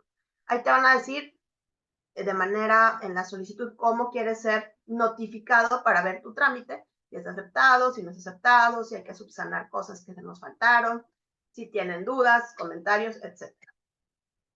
El llenado de la solicitud. Hay que poner en el recuadro que corresponde obviamente a marca. Asentar el nombre de la persona física o moral. Si ustedes lo van a hacer en un grupo y a lo mejor constituyan una sociedad y pongan también por claro, porque miren, cuentas claras, amistades largas. Entonces, si lo van a hacer con muchas personas, también pueden hacer un convenio en las cuales, ¿por qué? Porque también pasa que a veces en las empresas empieza a ser muy exitoso, pero yo quiero ir por la derecha y mi compañero o compañera quiere ir por la izquierda, y también ha pasado que se han apropiado, ¿no?, de estas marcas. Entonces, pues finalmente poniendo las cosas claras, como les dije, cuentas claras, amistades largas desde un principio. Si los propietarios son varios, les decía, es incluir los nombres de cada uno, su nacionalidad, también si lo van a hacer con extranjeros o no extranjeros, que se cercioren, por favor, que tengan FM2 o FM3, que son los permisos que necesitan para poder hacer algo en el país, porque también tenemos mucha gente que viene nada más y está 4 o 5 meses, se regresa a su país y se va y ya. Entonces, ojo con eso, por favor. Anotar el domicilio del territorio nacional mexicano donde se van a recibir las notificaciones. Señalar si la marca a registrar es nominativa, innominada, tridimensional o mixta, lo que ya vimos con antelación. Y también si se ha usado antes o no, porque también pasa esto. Hay nombres que se liberan a los 10 años porque pues no les gustó, el negocio pues no funcionó, no sé, ya no quisieron seguir o la persona falleció, también puede ser. Entonces, esas marcas quedan libres y esos nombres quedan libres. Entonces, también hay que especificar, por ejemplo, si quiero usar, vamos a decir, ¿no?, que alguien usó, como les decía en el ejemplo de los jabones, Shanti.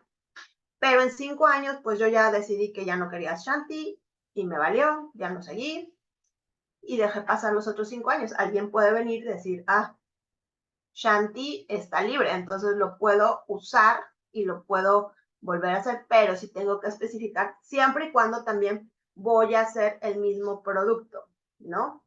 Porque también podemos tener diferentes marcas, ahorita lo vamos a ver, o sea, el mismo nombre, pero para diferentes productos o servicios. Incluir el domicilio del negocio. Si el empaque o etiqueta incluye otras leyendas o figuras aparte de la marca, hay que asentar que estas no se registrarán. Nos referimos al código de barras, al contenido neto, los ingredientes, la talla, etc. Cuando se ha registrado la marca en otro país, lo que les decía, es necesario indicar dónde, cuándo se solicitó y qué número se asignó. Hay que presentar copia certificada de la solicitud y su traducción en un plazo máximo de 3 meses. Cuando la marca sea innominada, tridimensional o mixta, se debe anexar una impresión fotográfica o etiqueta de la misma de un tamaño no menor a 4 centímetros cuadrados ni mayor a 10 centímetros cuadrados. Anotar el nombre de quien solicita, sea el dueño o su representante, firmar la solicitud e indicar el lugar y fecha de la solicitud. Una vez realizado el pago correspondiente por el trámite, el comprobante del mismo y la solicitud deben presentarse ante el INPI, acompañados de un manual de reglas de uso, lo que yo les decía, ¿no? Cuánto mide mi logo, qué colores es, todo esto bien especificado y la documentación que obviamente ampare la licencia de transmisión de derechos. Y pues muchísimas gracias. No sé si tengan alguna duda, comentario, podemos verlo. Mil gracias, Adri, mil gracias. Y bueno, pues continuamos con la sesión. Para los que, bueno, pues no habían estado conmigo, mi nombre es Emir Arjona, yo soy maestro en liderazgo positivo, soy mercadólogo, licenciado en mercadotecnia, estoy certificado en psicología positiva y transformaciones positivas y coach certificado ante la Secretaría del Trabajo y Previsión Social. Estas son las credenciales que, bueno, pues me permiten el estar el día de hoy aquí con ustedes en esta sesión número 5 para poder impartir este último tema y bueno, desarrollar este proyecto. Como mencionaba hace un momento al inicio, pues ya vimos empezar desde cero, por qué emprender un producto y servicio, los clientes potenciales, su buyer, cómo identificarlo, diseñar su marca, sus estrategias de mercadotecnia, el tema de costo, precio, rentabilidad, la competencia. Ya vimos con la licenciada Ani la constitución, ahorita con la licenciada Adriana el registro de marca y ahora vámonos con el análisis de riesgo y viabilidad, que prácticamente son unos consejos muy sencillos para ustedes antes de emprender. Por favor, los que están haciendo su emprendimiento, les voy a pedir que aquí a través del chat me escriban cuáles son los emprendimientos que están haciendo para poder dar ejemplos mucho más concretos hacia sus emprendimientos. Entonces, aquí en el chat les agradeceré si me pueden poner, por favor, sus emprendimientos para poder dar esos ejemplos más concretos. Y bueno, pues empezando en el tema, en lo que me van escribiendo, vamos a identificar qué son los riesgos antes de emprender. Y bueno, el análisis de riesgos es una parte importante del proceso de planificación del proyecto. Tener una idea clara de los riesgos que se esperan del proyecto puede ayudarte a prevenirlos o prepararte para futuros riesgos. El análisis de riesgos permitirá prever qué podría salir mal en tu proyecto o qué riesgo tiene mayor probabilidad de suceder y te ayudará a preparar a los miembros de tu equipo para el éxito, ¿sale? Entonces, ¿cuáles son los 7 riesgos más comunes que aparecen aquí en pantalla? 1 es escasez de recursos. 2, el tema de los contratiempos. 3, el bajo desempeño. 4, falta de claridad. 5, el tema de corrupción al alcance, que ahorita ese término les va a hacer un poquito de ruido, pero ahorita es el primerito que vamos a ver. El 6, costos elevados. Y 7, el factor de tiempo, ¿sale? Entonces, fíjense, el primero que nos habla de corrupción a tu alcance dice, es el riesgo que afecta al alcance y sucede cuando los objetivos iniciales del proyecto no están claramente definidos. Es importante comunicar la hoja de ruta del proyecto a todos los involucrados y si no comunicas el alcance de tu proyecto de manera efectiva, los participantes podrían intentar cambiar los requisitos a mitad del proyecto. Entonces, ¿qué quiere decir esto precisamente?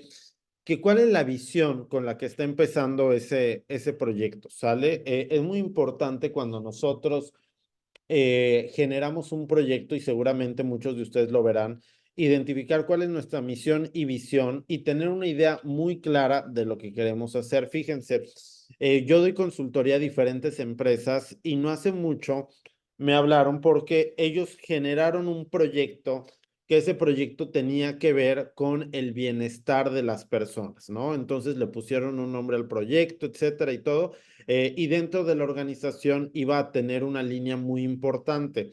La persona que lo diseñó fue el dueño de la organización y se tuvo que ausentar un par de meses y dejó, ¿no? Él había pensado que todo estaba muy claro y cuando regresa se da cuenta que el proyecto había tomado un camino totalmente diferente. Lo que él había plasmado, lo que él había contemplado, ya estaba sucediendo algo totalmente contrario e inverso. Entonces, ante esa situación es muy importante que identifiquemos qué es nuestro proyecto, cómo lo vamos a hacer, etcétera. Entonces, por ejemplo, aquí me dicen playeras personalizadas, ¿no?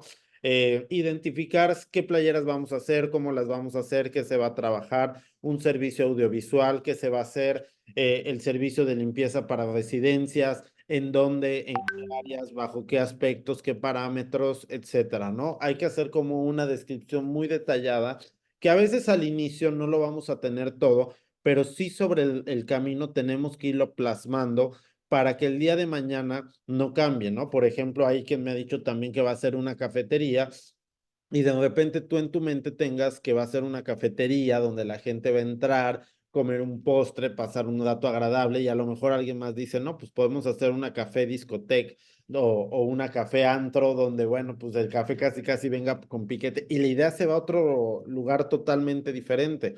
Entonces es muy importante visualizar qué es lo que queremos hacer para que también nuestro proyecto continúe con esa esencia que queremos y no después pues sea algo que ni nosotros podamos reconocer, ¿sale? Entonces de eso nos habla el número 1, que es el del alcance. Número 2, el bajo desempeño. Fíjense, este de bajo desempeño es un riesgo asociado déjenme acomodo aquí mis pantallas para poderlos ver. Dice, es un riesgo asociado al desempeño y surge cuando el proyecto no logra el desempeño que esperaba inicialmente. Si bien no siempre puedes identificar la causa del problema en tu análisis de riesgo, puedes identificar aquellos factores que pueden conducir a un bajo desempeño y buscar formas de prevenir estos riesgos. Algunos de estos son plazos ajustados, falta de comunicación entre los miembros del equipo, etcétera. Este factor número 2 nos habla de la baja productividad. Entonces, también es muy importante que cuando tenemos una baja productividad, identificar qué está pasando en nuestro proyecto. Y por experiencia les puedo decir a las personas que han tenido un emprendimiento que normalmente a veces el emprender nos genera miedo, a veces lo tomamos como actividad secundaria, pero también el bajo desempeño viene porque no le dedicamos el tiempo a nuestro proyecto, ¿no? Yo siempre les digo, estos son como niños, ¿no? Como bebés que los tenemos que crecer. ¿Y cómo los tenemos que crecer? Pues dedicándoles el tiempo y también la constancia, que eso es algo bien importante, ¿no? Porque de repente hay personas que empiezan muy bien, un mes ya nada más les va mal y lo dejan, ¿no? Entonces, esto es un camino de constancia y permanencia. Entonces, muy importante identificar si el bajo desempeño está haciendo porque no le dedicamos el tiempo, porque ya surgió otra actividad, porque tuvimos un problema personal, etcétera, ¿no? Entonces, identificar cuáles pueden ser todas las causas que están afectando nuestro emprendimiento. Número 3 tiene que ver con costes o costos elevados, que esta palabra se puede utilizar de cualquiera de estas dos formas. Pero el riesgo relativo o del coste ocurre cuando el proyecto excede el presupuesto establecido inicialmente. Y el riesgo relacionado con el coste puede ocurrir debido a que el presupuesto lo hicieron de una manera poco aterrizada en números reales, ¿no? Yo cuando he escuchado hablar a personas, hay personas que quieren montar un proyecto en 5 minutos, ¿no? Y dicen, a ver, vamos a poner, por darles un ejemplo, ¿no? Un lavadero de coches, ¿no? Y empiezan, no, pues yo creo que el terreno vale tanto, yo creo que la máquina vale tanto, yo creo que contratar a una persona y todo lo basan en el creo, ¿no? O en una charla que pudiera ser totalmente informal. Entonces, cuando esto sucede, obviamente a la hora de que cuando ya estás ejecutando, pues van a salir muchísimas cosas que a lo mejor no contemplaste o los precios se pudieran elevar muy fuerte, ¿no? También tengo otros clientes que quisieron emprender en una construcción porque ellos hace muchos años habían construido y a la hora de que decidieron empezar nuevamente con la inmobiliaria, se dieron cuenta que iba a ser mucho más complicado de lo que ellos pensaban. ¿Por qué? Porque los precios del mercado habían cambiado mucho, los precios de los materiales habían cambiado mucho. Entonces, siempre tenemos que identificar los precios de nuestros materiales, cuánto nos va a costar, tanto para empezar como también para seguir trabajando, ¿sale? Entonces eso es algo bien importante, el que nosotros identificamos todo eso, ¿sale? 4, el factor de tiempo. El factor de tiempo es el riesgo asociado al tiempo y también conocido como el riesgo que afecta al cronograma del proyecto. Ese es el riesgo de las tareas de tu proyecto que requieren más de lo esperado. Estos retrasos pueden afectar a otros elementos como el presupuesto, las fechas de entrega, el rendimiento en general. Y les vuelvo a comentar, ¿no? Este factor de tiempo puede ser también porque cuando nosotros empezamos y que ustedes también sé que van a batallar mucho con eso, es, oye, es que tengo tarea, es que tengo que examen, es que tengo esto, es que tengo el otro. Entonces, nuevamente les repito, hay que ser muy disciplinados para que estos factores los podamos controlar, porque si no, nos va a dar un tema de baja productividad y obviamente no vamos a tener el desempeño deseado, ¿sale? Entonces, muy importante tanto para producir como también para entregar los materiales, ¿no? Porque también aquí nos dice fechas de entrega. Y fechas de entrega es bien importante que tengamos esa claridad con los consumidores para que ellos también, si nosotros prometemos algo, lo podamos cumplir, ¿sale? Si tienen alguna duda o alguna pregunta en lo que estamos platicando, también lo pueden escribir aquí en el chat, porque por ahí de repente me da el flashazo de que alguien sube y baja la mano, pero si alguien quiere comentar algo, lo pueden hacer perfectamente a través del chat, ¿sale? Número 5, escasez de recursos. Y este riesgo afecta cuando no tienen los recursos suficientes para llevar a cabo el proyecto. Así, en un análisis de riesgo, este factor de recursos pueden incluir tiempo, habilidades, dinero, herramientas. O sea, no solo es un tema monetario, sino es que no tenemos el tiempo para operar.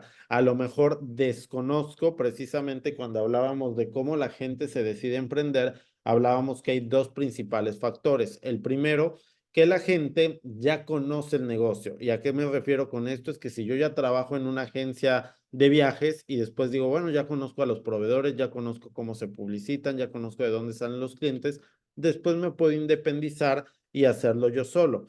Pero la idea también es que ustedes identifiquen si contamos con las habilidades o si no contamos con las personas que nos pueden apoyar.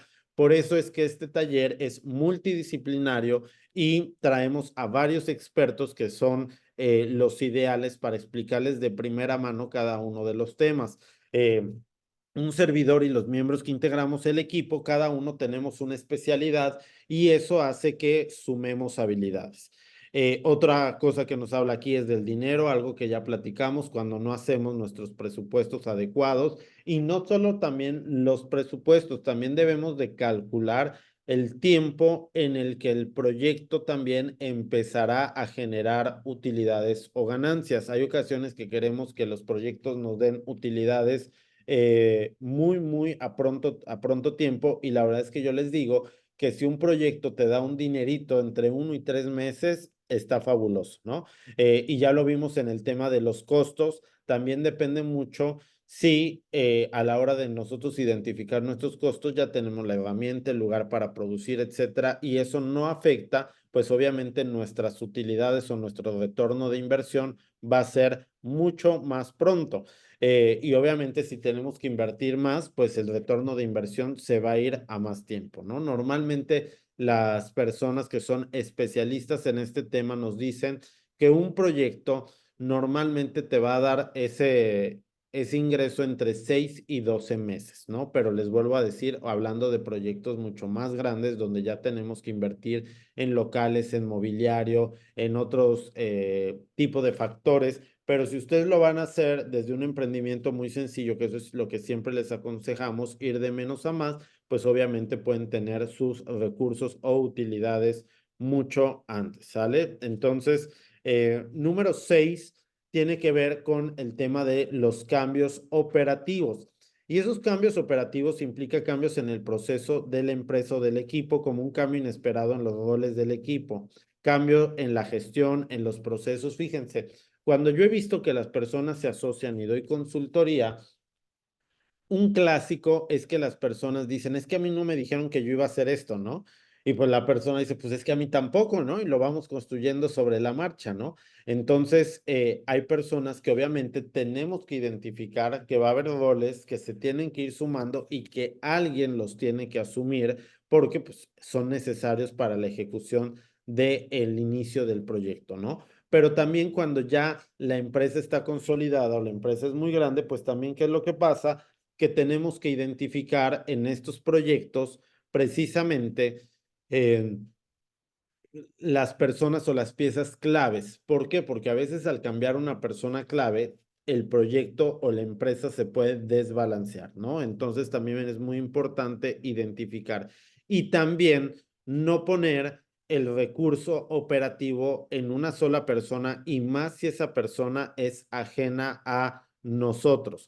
¿A qué me refiero con esto? Que de repente hay quien dice, no, hombre, pues yo quiero abrir una pastelería y ya tengo el lugar y conozco al pastelero que es fabuloso, etcétera. Y dices, ok, entonces, si el día de mañana el pastelero se te va y él tiene la clave secreta, pues el negocio va a correr un gran riesgo de que no pueda continuar adelante.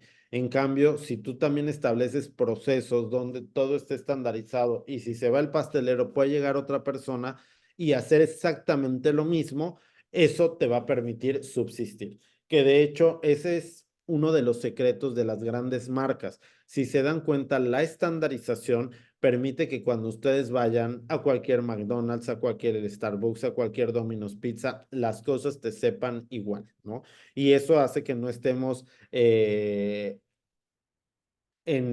una desventaja o en una situación donde decimos, bueno, pues en este Domino sí sabe bueno la pizza y en este otro no, ¿no? En este sí le compro o en este no, ¿no? Entonces, la estandarización en los procesos, en las formas de operar, etcétera, nos va a ayudar muchísimo a que la empresa siempre se mantenga y no solo en los procesos y hasta en las descripciones de puesto, ¿no? Por eso es que las grandes empresas también invierten muchísimo dinero en poder estandarizar y poder plasmar sus procesos, ¿sale?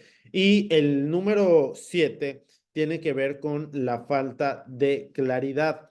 Y esto se trata a el tema de comunicación entre los participantes y los miembros del equipo, ¿sale? Entonces, cuando no tenemos esa comunicación, básicamente la comunicación es el alma de cualquier empresa, de cualquier proyecto, porque cuando no hay la comunicación se empiezan a fragmentar las partes, no empieza a haber esa interacción entre departamentos y se viene para abajo todo, ¿sale? Entonces también si ustedes van a empezar un proyecto, muy importante que ustedes también puedan identificar todos esos factores para que ustedes puedan tener esa claridad qué somos, hacia dónde vamos, qué es lo que queremos hacer, cómo queremos impactar, cuál es nuestra misión, cuál es nuestra visión, valores, identificar todo eso para que a la hora de hacer nuestro proyecto sea muy claro, ¿sale? Entonces, en el caso de las playeras personalizadas, identificar, por ejemplo, qué es lo que yo pudiera ver de lo que ahorita les acabo de comentar para el caso de Brisa, ¿no? Brisa tiene que identificar muy bien cuáles van a ser los diseños, cuál va a ser el arte que va a manejar en sus playeras, porque también, por ejemplo, puede decir, no, pues mis playeras van a ser con motivos mexicanos o mis playeras van a ser con a lo mejor dibujos, cartoon o anime, o a lo mejor mis playeras van a ser de la naturaleza, no lo sé, pero tiene que identificar muy bien cuál va a ser su línea de trabajo, qué es lo que quiere llegar, a dónde quiere llegar, esas playeras para qué van a servir, si van a ser playeras de conmemoración, si van a ser playeras diferentes, pero bueno, la idea es que ustedes puedan identificar precisamente hacia dónde van esas playeras, ¿no? En el servicio de limpieza para residencias, también tienen que identificar cómo van a ser las personas que les van a apoyar, en qué zonas van a trabajar, cuánto es lo que se va a cobrar por hora, cuánto se va a cobrar por el extra, identificar si solo va a ser limpieza, porque de repente hay empresas que empiezan así y después ya empiezan a hacer mantenimiento y ya empiezan a hacer otro, y cuando se dan cuenta, ya no hacen limpieza o ya cambió totalmente y cuando decimos, oye, pues ya tenemos una baja productividad, puede verse porque obviamente hemos cambiado tanto que la gente no identifica realmente a qué nos dedicamos, ¿sale? Entonces, muy importante también si lo van a hacer entre varias personas, qué vas a hacer tú, qué vas a hacer yo, si van a trabajar entre ustedes, cuánto tiempo vas a trabajar tú, cuánto tiempo voy a trabajar yo, quién va a invertir el dinero, si va a haber un socio inversionista económico o capitalista, como se le llama, o si va a haber un socio industrial, que son los socios que trabajan, ¿no? Entonces, poner muy claro cuánto va a valer el que tú trabajes y cuánto va a valer el que tú inviertas tu dinero. Hay personas que solo trabajan y hay personas que solo invierten el dinero y hay personas que hacen ambas funciones, ¿sale? Entonces, muy importante ese tema, ¿sale? Igual los de la cafetería, precisamente, ¿qué va a ser esa cafetería? ¿Cuáles van a ser los motivos de la cafetería? ¿Cómo se van a poner? También aquí me mandaron directo, alguien va a poner uñas. ¿Cómo van a ser esas uñas? ¿Dónde las van a poner? ¿Qué colores van a manejar? Si va a haber algo insignia para esas uñas, etcétera. O si van a tener algo, personalizado. El otro día igual veía un TikTok que alguien ponía la uña y en la uña le ponía como si fuera una especie de anillo sobre la uña, ¿no? Obviamente todo pegado con acrílico y el anillo mismo lo hacen con acrílico y lo pintan y se ve muy padre, pero a lo mejor ese tipo de uñas se me ocurre que pudieran ser poco convencionales, ¿no? Entonces ese va a ser su nicho de mercado. Por ahí Raúl me dice una barbería, ¿no? Precisamente, Raúl, ¿qué tipo de barbería? Fíjate, eh, te puedo decir, y si tú empiezas a hablar con las personas, antes no había barberías para caballeros. De repente se dio un boom de las barberías para hombres, pero realmente uno se iba a cortar el cabello a cualquier parte, ¿no? A cualquier parte y realmente eran localitos o cuando menos eso pasaba aquí en la ciudad de Cancún, ¿no? Que literal decían cortes de cabello para hombre y eran también sumamente baratos. Los salones especializados de belleza eran para las mujeres.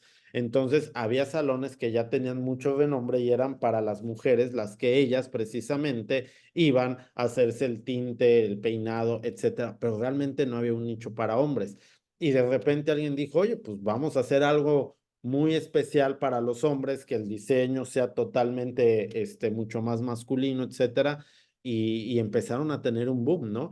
Y de repente ahorita uno llega a ir y dices, cobran mucho más caro, o bueno, no sé si más caro que en las de las mujeres, pero dices, ya se elevó muchísimo el precio, ¿no? Cortes de cabello desde 300, 400, 500 pesos, por lo que en algo normal dices, pagabas a lo mejor en ese tiempo 50, 80 pesos, ¿no? Entonces, obviamente es toda una experiencia el servicio, entonces hay que identificar qué es lo que yo quiero. A lo mejor si mi barbería va a ser con un concepto donde va a ser a lo mejor con coches de carreras o va a ser con un concepto de fútbol o va a ser con un concepto de peinados, de deportistas, no lo sé, ¿no? Pero tenemos que tener esa claridad para que la gente nos reconozca.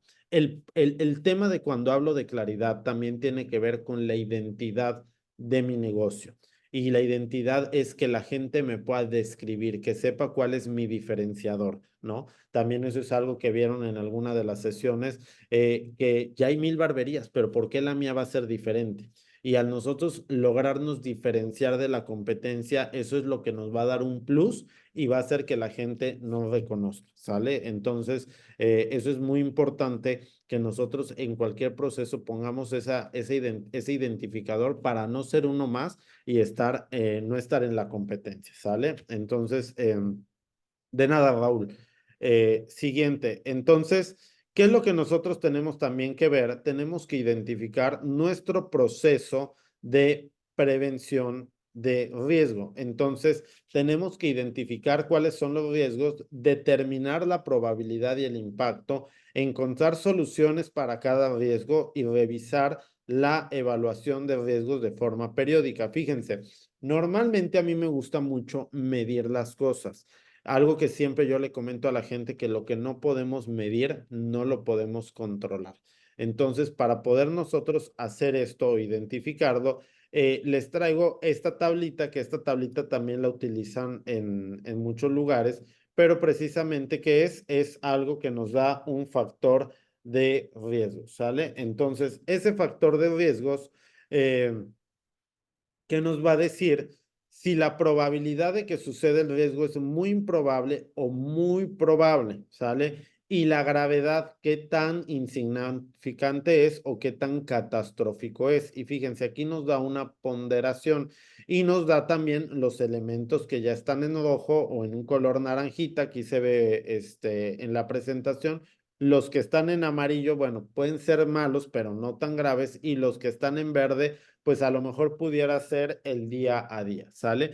Entonces, fíjense, volviendo aquí al tema del servicio de limpieza, ¿no? Que me ponían aquí. El servicio de limpieza necesitamos personal. Entonces, ¿qué podría pasar en el tema de personal? Que digamos, bueno, pues si las personas, las que me ayudan o en un lavadero de coches o en la barbería, por ejemplo, también de Raúl, si yo dependo de las personas, ¿qué es lo que va a pasar? Si yo solo tengo a una persona que haga esa chamba, pues imagínense, ¿no? Si eso llegara a pasar, pues a lo mejor pudiera decir, pues qué tan posible es que la persona falte, pues bueno, pues pudiera ser muy improbable, no probable, posible, probable, muy probable. Entonces aquí, pues yo diría, pues que alguien te llegue a faltar cuando menos una vez al mes es muy probable, ¿no?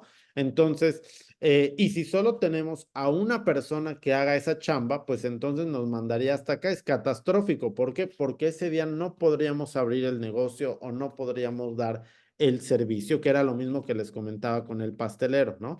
Pero ¿qué es lo que pasa? Que si yo tengo 3, 4, 5 personas, pues entonces dices, bueno, pues a lo mejor, pues sí sería muy probable que faltaran, pero bueno, si hubiera una ausencia por enfermedad de un miembro del equipo, sería insignificante porque yo tengo otros 4 que van a poder suplir esas funciones o que podemos reacomodarnos para poder dar el servicio al público o a los clientes, ¿no? Entonces, de esa manera, nosotros tenemos que identificar cuáles son los riesgos conforme a los 7 factores que ya les mencioné y dónde podrían estar, ¿no? Por ejemplo, aquí nos dice el corte de luz temporario, ¿no? Entonces, ¿pudiera ser probable? Pues sí, si se me olvida, si se va la luz, por ejemplo, ¿no? También eso es algo que nosotros no controlamos, de repente hay apagones en toda la ciudad, pero dices, bueno, ¿qué tan catastrófico sería para el negocio? Pues si se nos va la luz a todos, pues se nos fue la luz a todos y no hay más que hacer, ¿no? Entonces la gente también lo va a entender, ¿no? Va a decir, bueno, pues ni modo, ¿no? Pero obviamente si eso es algo que decimos pasar a todos los días, pues ya se podría ir a catastrófico, ¿no? Pero bueno, eso. Aquí, por ejemplo, quejas sobre la empresa. Pues sí puede haber quejas sobre la empresa por ahí, pero dices, bueno, pues sabemos que si normalmente las quejas nos van a ayudar para mejorar, pues es identificar en dónde estamos fallando y de ahí salir, ¿no? Entonces, fíjense, este está aquí en un amarillito porque el amarillito o nos puede ayudar a que mejoremos, pero si no le hacemos caso, pues el amarillito se va a volver en rojo, ¿no?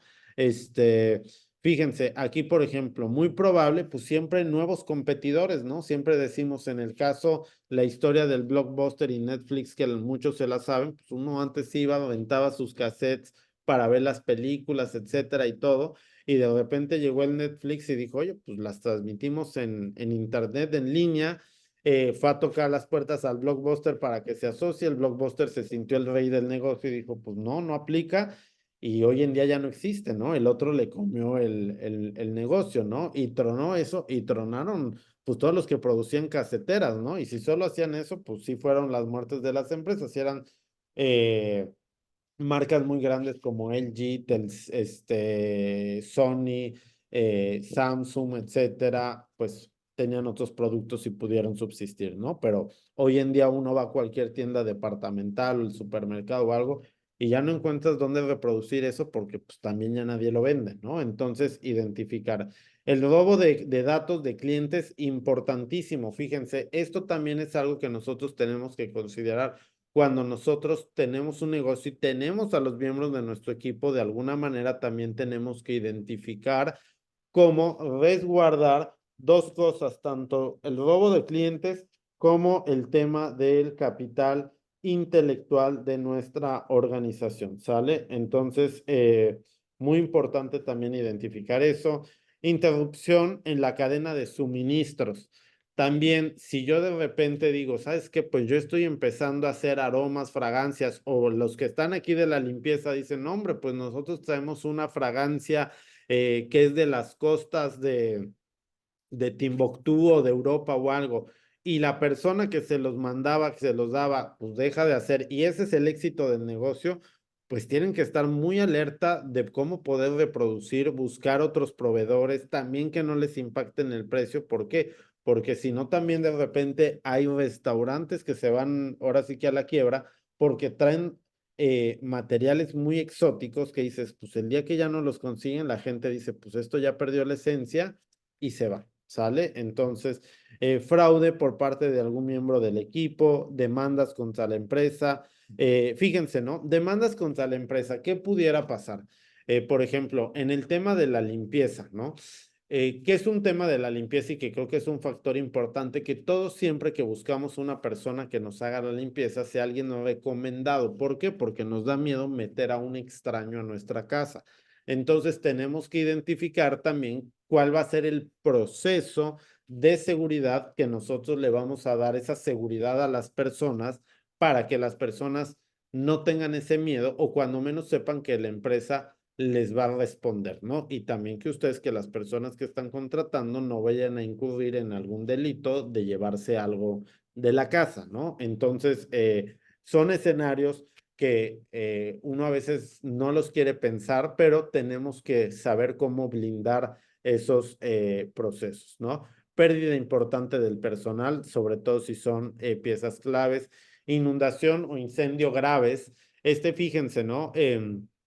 Normalmente también ya cuando estamos establecidos, una recomendación muy importante es tener seguros.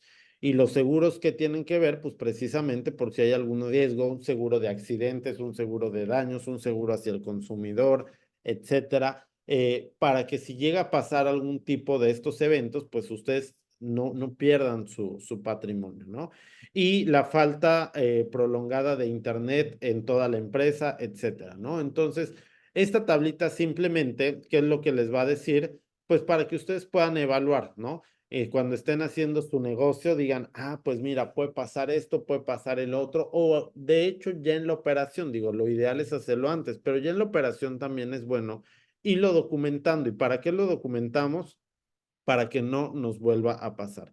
Y por ejemplo, importantísimo, que documentar cómo ganamos clientes, cómo perdemos clientes, porque si tenemos clientes de repente dejan de venir. Algo que yo les recomiendo, barbería, tema de limpieza, puesta de uñas, bases de datos.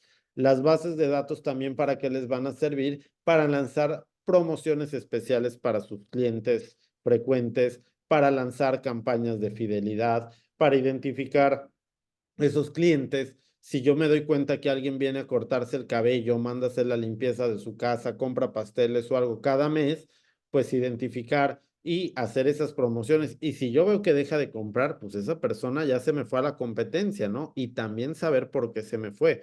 Entonces, si nosotros lo identificamos, vamos a saber qué accionar para que nuestro negocio pueda mejorar, ¿sale?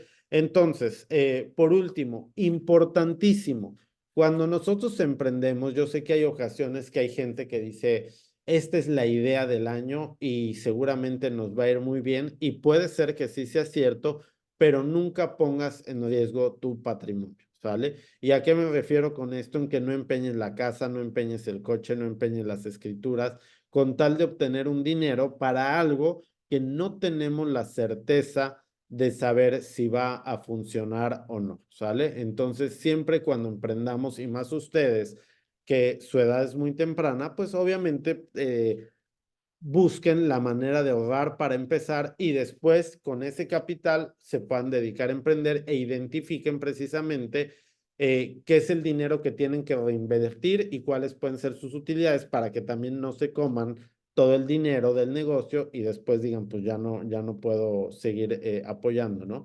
Por ahí pasé algunas escuelas y había chicos que me decían, no, nosotros compramos en Temu, en Shine, y compramos bolsas y compramos esto y lo revendemos y le ganamos al precio al doble. Eso está perfecto, ¿no? Pero ellos ya identificaron muy bien que si invierten 100 pesos, esos 100 pesos son los que una vez que los recuperan se guardan y son para pagar la siguiente mercancía y separan su utilidad, ¿sale? Entonces, importantísimo no poner en riesgo tu patrimonio. Dos, empieza desde lo más básico.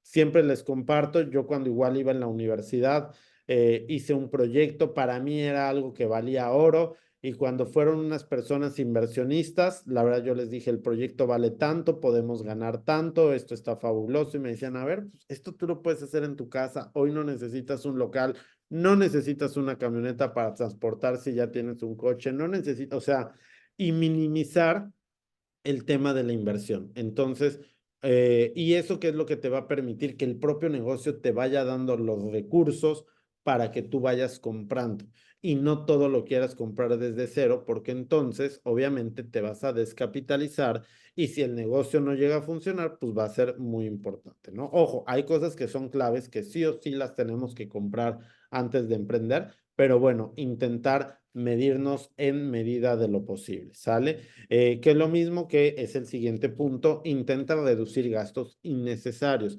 Si al inicio dices, oye, pues no quieras empezar contratando 20 personas, secretarias, etcétera, vete desde lo básico. Si tú vas a operar, bueno, pues yo, si no me doy abasto, pues una persona más que me asista. Si esa persona, a lo mejor estamos haciendo muy poquito, nada más son 4 horas las que le dedico, pues a lo mejor decirle, oye, nada más va a ser un pago por 4 horas, ¿no?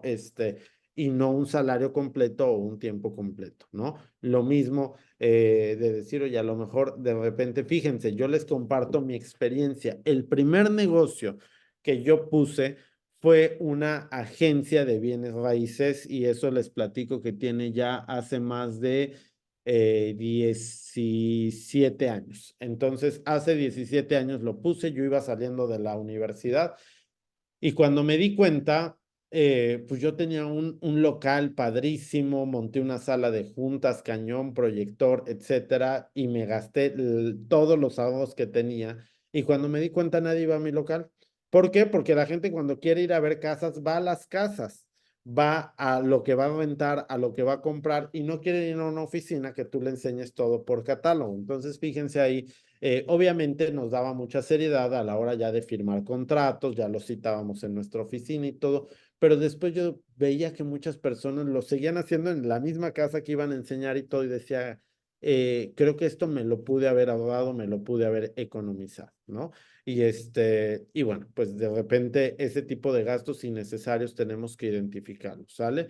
Y luego todos deben estar claros en los riesgos y la inversión y reparto de utilidades. Cuando somos más de una persona, y ya la contadora Annie les daba las estrategias y les decía, cuando somos personas físicas funciona de esta manera, cuando somos personas morales funciona de otra manera, pero bueno, la idea es que ustedes también puedan precisamente identificar ese tipo de cosas para que antes de que pase cualquier situación o algo, pues entre todos sepan que no el día de mañana te digan, o sobre todo al que tuvo la idea, oye, regrésame mi dinero. Y dices, oye, pues el dinero ya se invirtió, sí, pero tú lo perdiste. Entonces, ese tipo de discusiones, déjala muy claro, se va a invertir tanto y es para el negocio, funcione o no funcione, y ya, ¿no? O sea, obviamente vamos a intentar que funcione, esa es la idea, por eso hacemos estos proyectos, porque todos queremos ganar dinero, pero tenemos que tener mucho esa claridad y después no estarnos peleando por dinero o si yo hice más, yo tengo que ganar más, etcétera. Entonces, esos factores ponen en riesgo al proyecto, ¿sale? Y la viabilidad, pues obviamente, pues tiene que ver con nuestras ventas, con los resultados, ¿no? Si yo ya estoy emprendiendo y ya identifiqué mis riesgos y digo, bueno, pues en esto invierto, en esto no invierto, en esto gasto, en esto no gasto, para poder trabajar mi proyecto, ¿sale? Entonces, prácticamente, chicos, esto sería todo. Chicos, pues con eso me despido. Les agradezco a todos su tiempo, su asistencia. Cualquier duda nuevamente estamos a sus órdenes y que tengan una excelente tarde y un excelente fin de semana. Si nos lo permite la vida, Dios, nos volvemos a ver y estamos para servirles. Hasta pronto.